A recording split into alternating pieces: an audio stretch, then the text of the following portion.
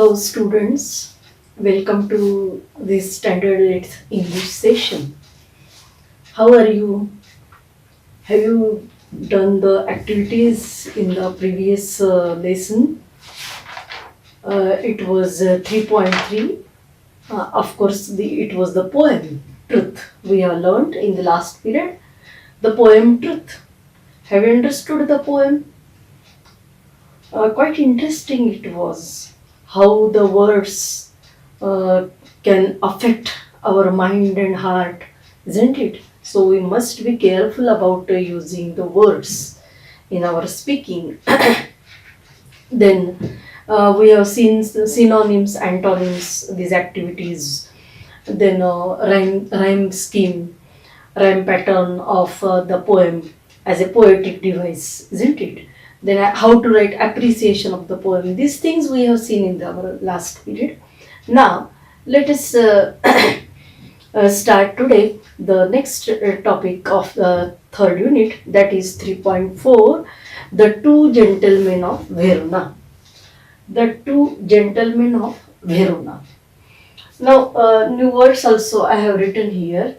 The two gentlemen of Verona, it is one interesting story of two brothers who are very helpful, sincere, hardworking, and having intimacy or sensibility towards the relationship of what can we say, relationship between the or among the relatives, relationship among the relatives. Now, who were their relatives to with whom they work hard for, we will see in the story. So shall we read the story, the two gentlemen of Verona? Who were those two gentlemen? Yes, but it starts on page number 70. Before starting reading the story, what is there in on page number 69, warming up activity? I ask you just two questions. I ask you, what is your favorite pastime? How do you spend your leisure time, pastime? म्हणजे मनोरंजनाचा किंवा विरंगुळा जर जेव्हा मिळतो तुम्हाला वेळ, कसा घालवता तुम्ही? So you may be watching TV serials, or you may be watching video games.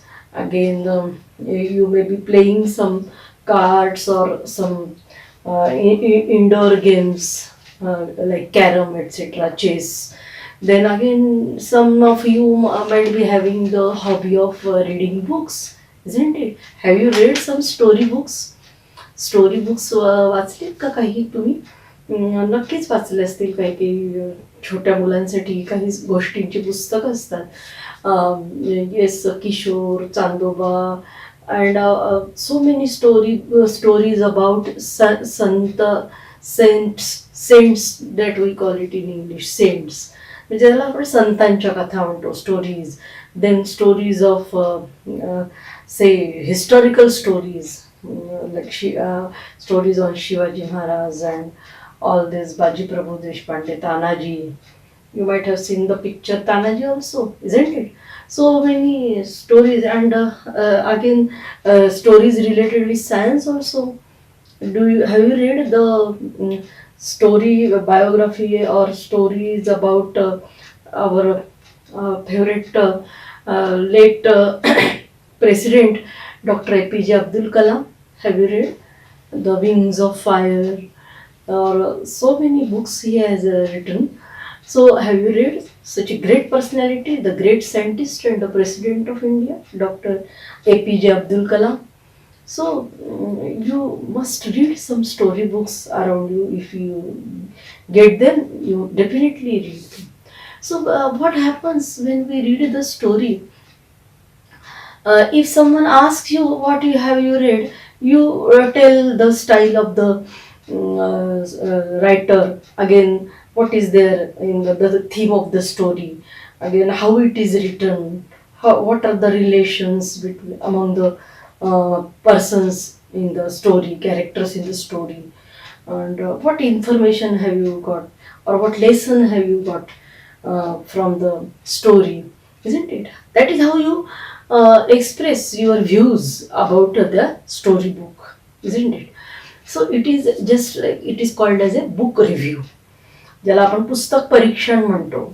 आणि हे पुस्तक परीक्षण करण्याची पण एक आर्ट आहे, कला आहे. ती ज्यांना जमते त्यांना आपण ग्रेट काय म्हणूया क्रिटिक म्हणतात त्यांना. तर असे हे जे तज्ज्ञ असतात पुस्तकाचं परीक्षण करणारे, तर त्यांच्यातल्याच एकाचं हे आहे क्रिटिकल बुक आहे, पुस्तक परीक्षण केलेलं. आणि ते कोणत्या पुस्तकाबद्दल केलेलं तर the two gentlemen of Verona. आणि मग त्याच्यातला हा थोडासा असा पार्ट घेतलेला आहे बघा. Let us read the story the two gentlemen of Verona, page number 70. A.J. Cronin has very well carved the idea of selfless help and explained the importance of dedication towards relationships in the story The Two Gentlemen of Verona. So who has written this story? A.J. Cronin. Who has written? A.J. Cronin. Then the story revolves around the two boys named Nicola and Jacopo. These are the two, who were the two gentlemen?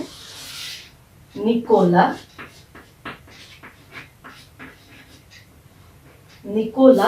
and Jacopo. Nicola and Jacopo. These were the names of two brothers. And how is the relationship towards some person in their relation, and how they dedicated their whole complete routine or their life towards that relationship, to maintain that relationship. We will come to know when we will read the story. Okay, to pay for the, yes, it is given here, who do numerous things to earn money only to pay for their sister's treatment, who suffers from tuberculosis of the spine. म्हणजे मणक्याच्या आजाराने त्रस्त असलेली, मणक्याचा क्षयरोग झालेली त्यांची बहीण जी असते, की जी उपचार घेते हॉस्पिटलमध्ये, तिला म्हणजे पैसा लागणार ना हॉस्पिटलमध्ये उपचार घेते म्हटल्यानंतर, तर त्याच्यासाठी उपलब्ध होण्यासाठी, पैसा उपलब्ध होण्यासाठी कमवणारे हे दोघे भाऊ. आणि मग मिळेल ते काम करणारे, कुठल्याही प्रकारची लाज न बाळगता. आणि मग घरदार आहे का त्यांना, घर आहे का, घर असतं. आणि जर का खूप चांगली आर्थिक परिस्थिती असती तर एवढं त्यांना कष्ट करावेच लागले नसते बघा. म्हणजे खूप अतिशय परिस्थिती म्हणजे काय म्हणूया हृदयद्रावक अशी असली पाहिजे. आणि अशाही परिस्थितीमध्ये संघर्ष करणारे लोक आपल्याला आढळतात अवतीभोवती. तशी गोष्ट दिसते बघा. The story, second paragraph. The story begins with the narrator driving down the foothills of the Alps. Here is when he first एन्काउंटर्स the two brothers selling wild strawberries. Strawberries, a kind of fruit found in forest. आपण जंगलचा मेवा म्हणतो पहा, जंगलामधनं निसर्गाच्या सानिध्यात मिळणारं जी फळं असतात त्याला आपण सुकाम, आपलं जंगलचा मेवा म्हणतो. वेगवेगळ्या प्रकारची फळं अशी मोठ्या प्रमाणावर जंगलामध्ये उपलब्ध असतात, झाडांना लागलेली. तर मग हे जे लोक आहेत ते जंगलामध्ये फिरून गोळा करणारे आणि ते विकणारे, त्यांना बरोबर माहीत राहतं की कोणती फळं. तर तसं एक दाखवलेलं आहे की स्ट्रॉबेरी, वाईल्ड स्ट्रॉबेरी, तर ती घ्यायची आणि विकायची. ती मिळवायची आधी रानात जाऊन आणि मग विकायची. हे काम करत असतात दोन मुलं. तर हा जो नॅरेटर आहे म्हणजे कथाकार, जो कथा सांगतोय, तो असंच ड्रायव्हिंग करीत एका ठिकाणी जातो. तर तिथे त्याला दिसतं की एका उंच पर्वताच्या पायथ्याशी जे आपण म्हणतो की रानमेवा विकणारे दोन मुलं दिसतात. तिथे कदाचित तो टुरिस्ट स्पॉट असू शकेल, आल्प्स माउंटेनच्या जवळ. तर even after the driver forbids the narrator to buy the wild fruits, he buys the biggest basket and drives towards the town. This scene emphasizes on the first step of growing intimacy between the narrator and the two boys. Just see the words encounters. Encounters म्हणजे काय, अचानक गाठ पडते. म्हणजे त्यात ते जे दोन ब्रदर्स आहेत ज्यांची स्टोरी आपण बघतो आहे, त्यांच्याशी त्या लेखकाची किंवा त्या नॅरेटरची, त्या स्टोरी मधल्या कथा सांगणाऱ्याची कशी गाठ पडते ते दाखवलेलं आहे. तर अचानक गाठ पडले, त्याला म्हणायचं एन्काउंटर. आणि तो ड्रायव्हर त्याला फॉरबिड करतो, मनाई करतो, नको घेऊ एवढे मोठी बास्केट फळांची त्या. तरी तो घेतो कथाकार, नॅरेटर. आणि म्हणजे हळूहळू त्याला माहिती नाही काय त्या दोन मुलांबद्दल एक प्रकारचं आकर्षण निर्माण होतं, एक प्रकारची अटॅचमेंट निर्माण होते. आणि त्याला वाटतं की घ्यावं, बिचारे कष्ट करत उभे आहेत तिथे विकायला, तर काय हरकत आहे. जे जे चेहऱ्यावरचे त्यांचे भाव आणि एकंदरीत त्यांची कष्ट करण्याची तयारी पाहिल्यानंतर कुणालाही ज्याच्याजवळ पैसा आहे त्याला वाटतं ना की काय हरकत आहे, एवढे विकायला इथे उभे आहेत तर घ्यावं त्यांच्या जवळचं ती वस्तू. तर तसं तो नॅरेटर घेतो. म्हणजे आपण म्हणूया काइंड हार्टेड पर्सन, जेंटलमॅन, जे सभ्य असे लोक असतात ते जरूर अशी या पद्धतीने एक प्रकारे मदतच करत असतात की गरजू लोकांना. येस, इंटिमेसी म्हणजे काय, क्लोज रिलेशनशिप, जवळीक एखाद्याशी निर्माण करणे. म्हणजे मग ती दोन मुलं पाहिल्यानंतर त्यांच्या जवळची वस्तू खरेदी केल्यावर, ती फळं खरेदी केल्यावर थोडंसं बोलणं होत असेल आणि चांगलं वाटत असेल नॅरेटरला की हे दोन मुलं कोण आहेत, काय व छान उभी आहेत विकायला. तर मग असं काहीतरी बोलल्यानंतर एखाद्या व्यक्तीशी अजून बोलावंसं वाटणं पुढे, आणि त्या बोलण्यातनं, त्या डायलॉगमधनं जवळीक निर्माण होणं, त्याला म्हणायचं intimacy. Intimacy between the narrator and the two boys. Next paragraph. Next day, the boys are found shining shoes in the public square. This amazes the narrator. Amazes, surprises. दुसऱ्या दिवशी असंच तो दुसरीकडे जातो, तर तिथे त्याला काय दिसतं, boys are found shining shoes. Shining shoes म्हणजे polishing shoes, shoe polishing they were doing. Yes, and this is when they reveal the fact that they do numerous kinds of things to earn money. Earn म्हणजे कमावणे, मनी म्हणजे पैसा, MONEY. पैसा कमवण्यासाठी वेगवेगळ्या गोष्टी ते करतात आहे, वेगवेगळ्या प्रकारची जे कामं करतात आहे हे लक्षात आलं नॅरेटरच्या. जेव्हा पाहिलं की आदल्या दिवशी ज्या मुलांकडनं आपण घेतली होती फळं एवढी मोठी, ते जंगलचा मेवा, तीच मुलं आता हे दुसरीकडे दुसऱ्या भागात गेल्यानंतर ती दिसतात की ते शू पॉलिशिंग करून राहिलेले. Yes, and here the narrator is shown to develop a soft corner for them in his heart. He finds them to be innocent, serious, pleasant, and earnest. Earnest. What can we say? जे खूप आस्थेने, कळकळीने, आपुलकीने कोणासाठी काहीतरी करायचे मनापासून असं जाणवत होतं त्या दोन मुलांच्या एकंदरीत पूर्ण काम करण्याच्या पद्धतीकडे पाहून, की यांना असं कोणासाठी तरी, जसं आपण म्हणतो ना, झटून कार्य करणे, मनापासून कळकळीने की नाही आय मस्ट डू इट, असे ते दोघे जण भाऊ करत होते. काहीतरी कारण असलं पाहिजे, एवढा पैसा कमवण्याची त्यांना का एवढी हे उत्सुकता लागलेली होती, ओढ लागलेली होती की केव्हा एकदा मी हे करतो आणि घ्यावं समोरच्याने विकत त्यांच्या जवळची वस्तू.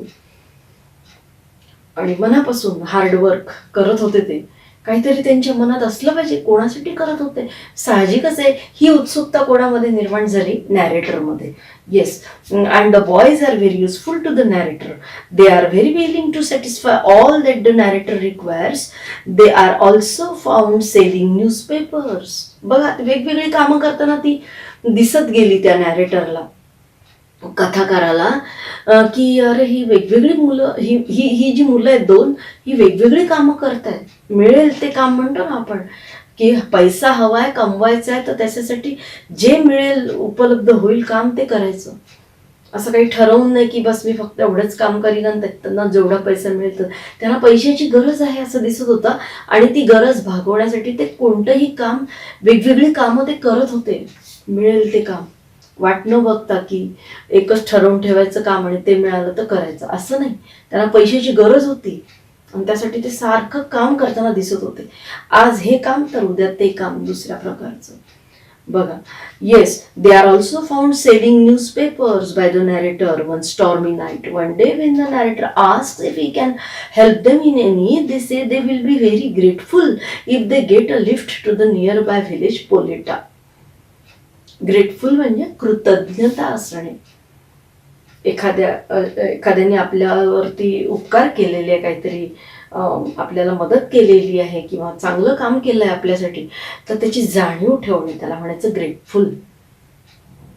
We must be aware of the help given to you by some person or given to us by some people.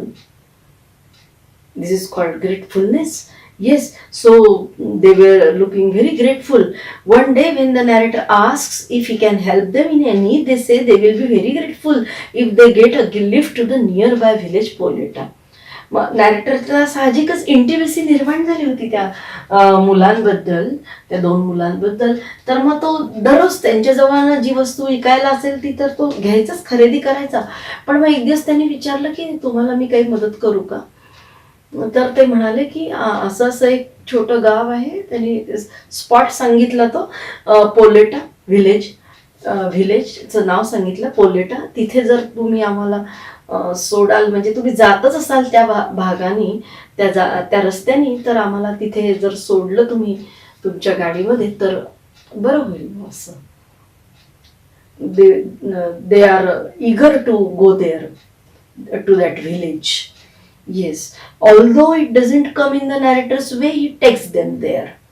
त्याच्या रस्त्यामध्ये नव्हतं नॅरेटरच्या ते गाव, तरी पण नॅरेटरला इतकी अटॅचमेंट निर्माण झाली होती त्या मुलांबद्दल आणि त्यांचं ते हार्डवर्क पाहून आणि त्यांची ती काय म्हणूया सिन्सिरिटी पाहून, की त्याला असं वाटलं नाही ह्याला मदत करावी, या मुलांना कशाची तरी गरज आहे.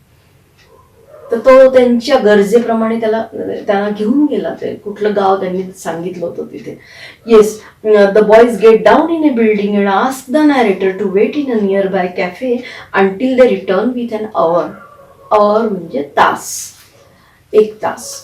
1 तासाने ते परत येतील, तोपर्यंत कॅफेमध्ये ह्या नॅरेटरनी बसावं, म्हणजे वेळ घालवावा त्या पद्धतीने, की जेणेकरून 1 तासाचं काम झाल्यावर ते परत त्यांच्या गाडीवरनं आपल्या ठिकाणी परत जातील, अशी रिक्वेस्ट केली त्यांनी. येस, इगरनेस म्हणजे उत्सुकता, एखादी गोष्ट करण्याची घाई आणि स्ट्रॉंग डिझायर, तीव्र इच्छा एखादी काम करण्याची.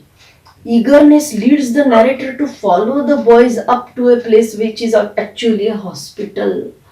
घेऊन गेला तो कथाकार त्या मुलांना त्या सांगितलेल्या ठिकाणी गावाला. तर तिथे काय दिसलं? What did he see there? A hospital was there and these 2 boys went inside.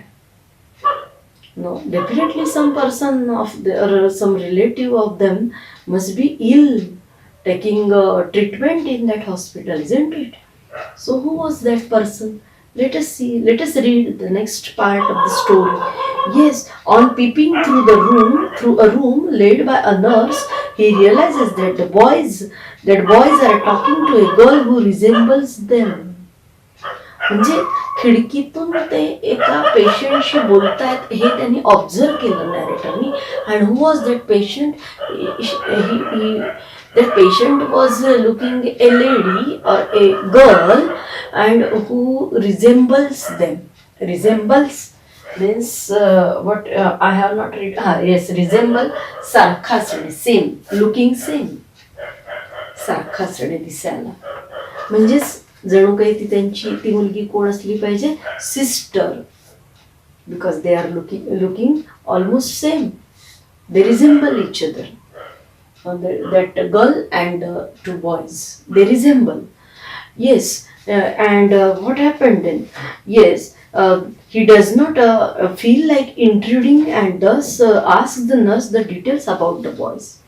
मग ती जी मुलं जी करतायत त्यांच्या मध्ये नको करायला, डिस्टर्ब करायला. त्यांचं जे काय ठरलेलं आहे त्याप्रमाणे त्यांचं चालू आहे बिचाऱ्यांचं.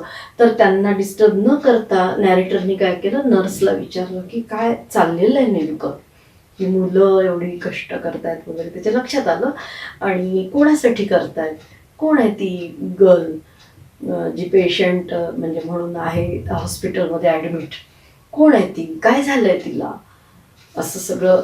आणि मग यांचं घरदार सगळं विचारतो तो नॅरेटर, त्या नर्सला विचारतो.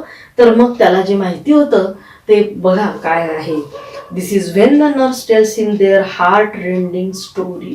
Heart rending, it is given in the margin the meaning of some new words. Heart rending causing a great sorrow, म्हणजे दुःखदायक अशी घटना किंवा दुःखदायक अशी काय म्हणूया बातमी किंवा माहिती, अत्यंत धक्कादायक अशी माहिती त्या नर्सकडनं कळते नॅरेटरला. कोणती धक्कादायक किंवा दुःखदायक माहिती तर किंवा गोष्ट असं की about their father being killed in a war. War म्हणजे युद्ध. युद्धामध्ये त्यांचे वडील मरण पावलेले असतात हे त्यांना ती नर्स सांगते त्या नॅरेटरला. And their home being destroyed in the war. युद्ध म्हटलं की त्याच्यामध्ये भरपूर नुकसान होतं, जीवितहानी होते आणि संपत्तीचं पण नुकसान होतं. तुमचं घरदार सगळं संपत्ती नष्ट होऊ शकते युद्धामध्ये. ते युद्ध कशा प्रकारेच आहे याच्यावर पण अवलंबून राहील, पण होऊ शकते तुमचं नुकसान, भरपूर नुकसान होऊ शकतं तुमचं. जीवितहानी, वित्तहानी, नुकसान होतं. तसं झालेलं होतं एका युद्धामध्ये. त्यांचे वडील मारले गेले होते आणि त्यांचं फार नुकसान झालेलं होतं सगळ्या प्रकारचं. And their sister suffering from tuberculosis. Tuberculosis म्हणजे क्षयरोग, पण हा कोणत्याही अवयवाचा असू शकतो आपल्या शरीरातल्या.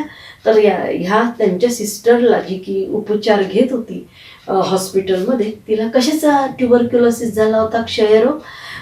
तर ह्याचा काय म्हटलं त्यांनी, spine, suffering from tuberculosis of spine. Spinal इथे वरती आलेलं आहे कुठेतरी, स्पाईनचं हे सुरुवातीलाच आलेलं आहे बघा फर्स्ट पॅरेग्राफमध्ये. ट्युबरक्युलोसिस ऑफ द स्पाईन म्हणजे मणक्याचा क्षयरोग झालेला होता आणि ती उपचार घेत होती. मग त्या उपचाराला पैसा नको का, आणि वडील युद्धामध्ये मरण पावले होते. अर्थातच म्हणून मग पैसा कशासाठी पाहिजे होता त्या दोन मुलांना हे नॅरेटरला कळलं.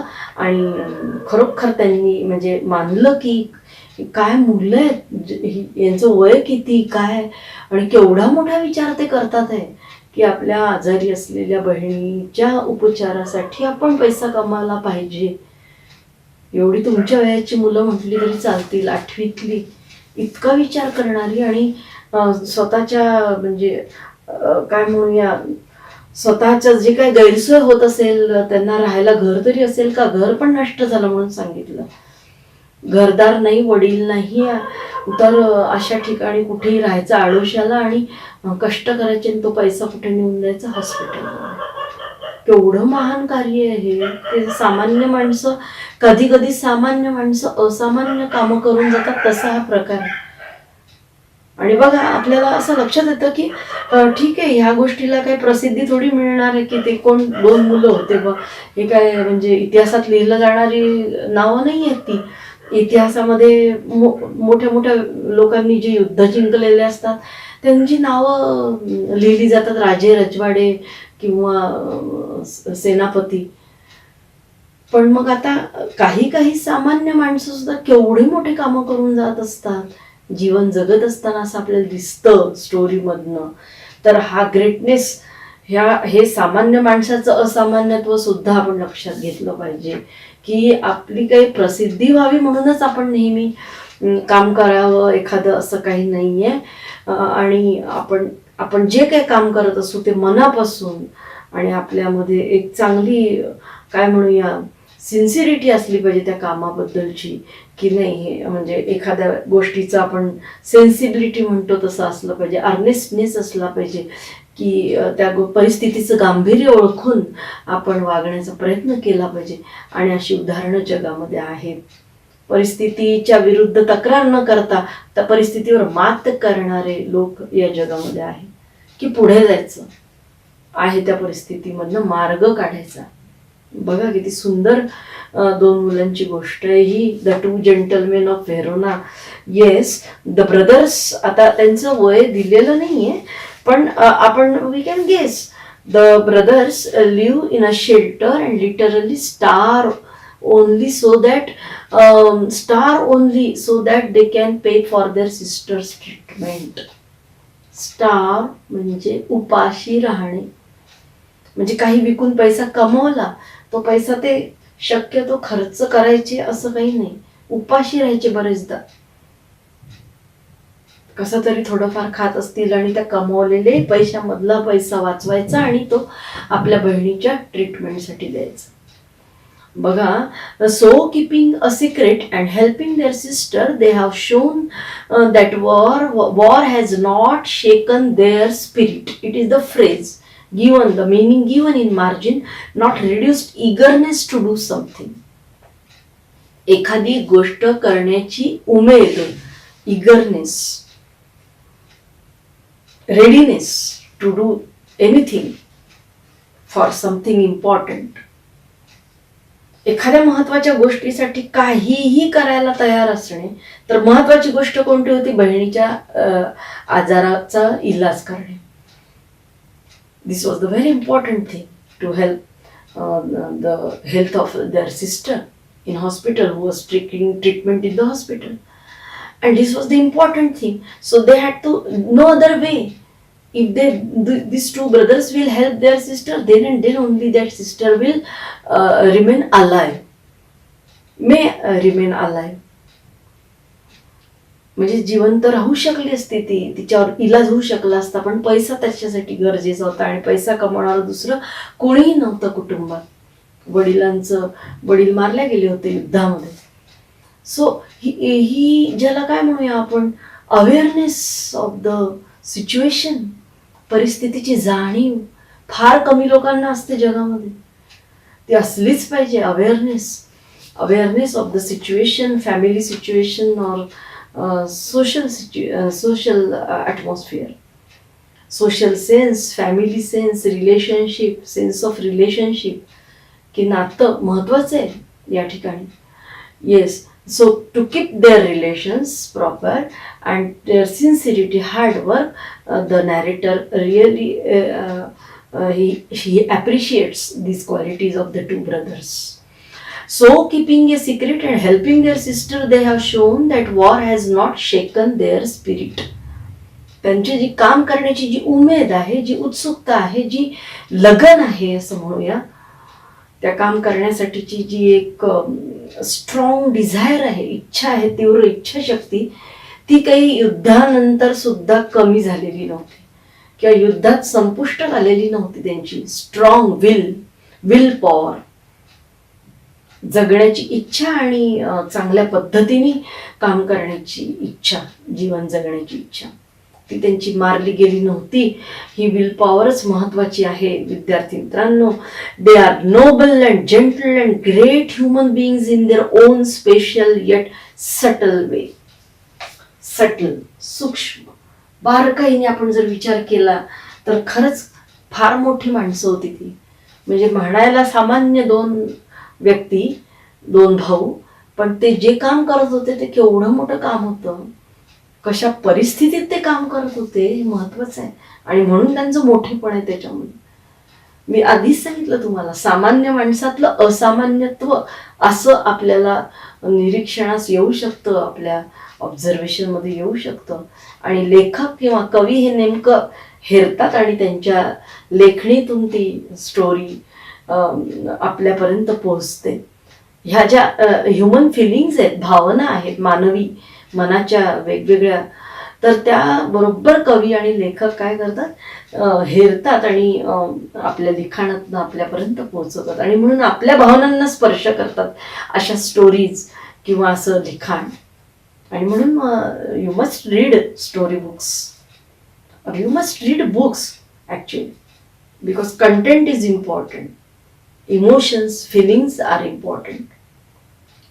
Yes, they are noble and gentle and great human beings in their own special yet subtle way.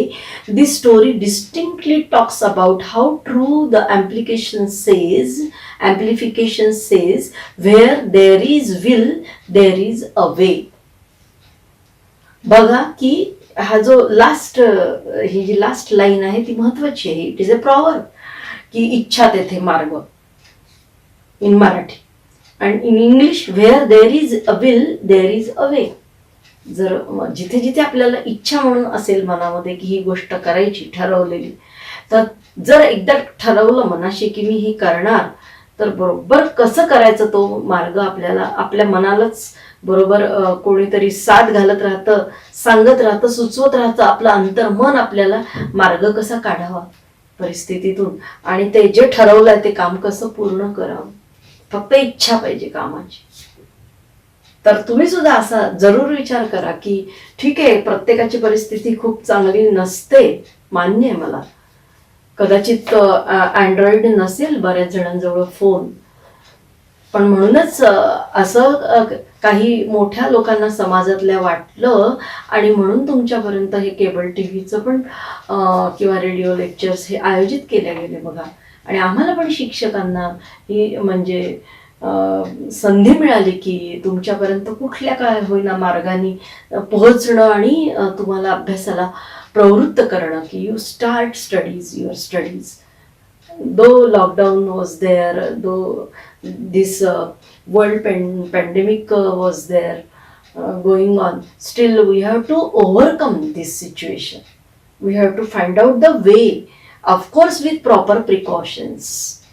म्हणजे आता आपली काळजी घेतच आपल्याला हे करायचं आहे. कोरोना जाईलही आता कदाचित, परंतु तरी सुद्धा आपण योग्य काळजी घेऊन वेगवेगळ्या भविष्यातही ज्या काही परिस्थिती येतील त्याच्यावर आपण मात करीत करीत चांगल्या पद्धतीने शिस्तीने आपल्याला जे इन्स्ट्रक्शन्स दिल्या जातात, समाजाचं सामाजिक भान ठेवून आपण वागलो पाहिजे. सोशल इन्स्ट्रक्शन्स पाळल्या पाहिजे, काही रूल्स असतील ते पाळले पाहिजे गव्हर्नमेंटचे, जेणेकरून आपल्यामुळे इतरांना त्रास होणार नाही किंवा इतरांचा आपल्याला त्रास होणार नाही, या प्रकारे आपण जगलो पाहिजे. We must follow rules for overcoming corona, isn't it. मग लावताना मास्क वगैरे, बाहेर जाताना मास्क लावणं, हात व्यवस्थित धुणं वारंवार बाहेरून आल्यानंतर किंवा घरी सुद्धा, आणि काय करायचं आहे, सॅनिटायझेशन, प्रॉपरली सॅनिटायझर घेणं हाताला किंवा साबणाने हात धुणं वगैरे, मास्क लावणं, बाहेर जाताना हात धुणं, आणि खूप एखाद्याच्या जास्त जवळ जायचं नाही, योग्य अंतर ठेवायचं, फिजिकल डिस्टन्स. मग हे करताय ना सगळेजण? Yes. Have you understood the story? Have you like the story? आवडली का गोष्ट तुम्हाला? The two gentlemen of Verona. Good story, isn't it? So in the next period we will solve the activities. Of course not so many activities, just one activity is there on page number 72. You can do it. Noun forms are there. Important, importance, it is one is given there. Dedicate, dedication. Treat, treatment. Narrate, narration. Eager, eagerness. Appear, appearance. Amplify, amplification. And realize, realization.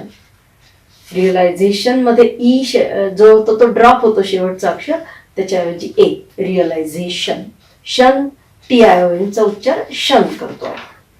आणि हे एक तुम्ही करू शकता की language स्टडीचा एक फक्त clause दिलेला आहे त्यांनी, त्याच्यामध्ये हू, व्हेन, ऑल्दो आणि दॅट ह्याला फक्त अंडरलाईन करायचं. ते क्लॉज आपल्याला वेळ मिळाला तर आपण बघू नेक्स्ट पिरियडमध्ये. वर्ड प्ले बघायचं आहे आणि त्याच्यातच मग ही लँग्वेज स्टडी पण आपल्याला थोडं बघता येईल. So very quite easy story it was and interesting also. Now in the next period we may take 4.1 or we may just see the language study and word play. Okay, we will decide what to do. Okay, so in this way we have completed 3 units of this textbook, my English book 8.